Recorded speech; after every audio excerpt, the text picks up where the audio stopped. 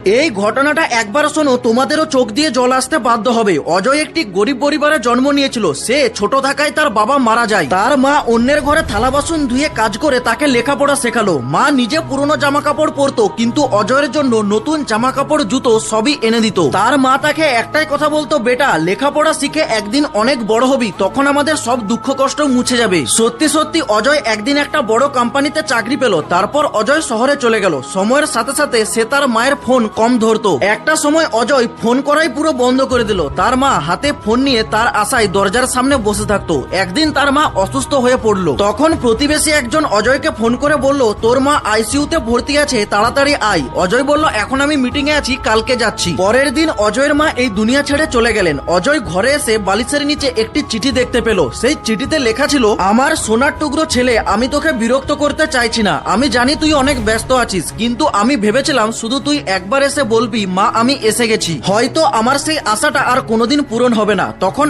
অজয়ের চোখ দিয়ে জল আসতে শুরু করলো, কিন্তু তখন অনেক দেরি হয়ে গিয়েছিল। সবকিছুই ছিল তার কাছে, টাকা পয়সা নাম যশ, কিন্তু ছিল না শুধু তার মা, যে তাকে এই সমস্ত কিছুর জন্য তৈরি করেছিল। বন্ধুরা, সবাই তো সেলিব্রিটিদেরকে অনেক লাইক করে। আজকে দেখা যাক মায়ের জন্য এই ভিডিওটাতে কজন লাইক করে।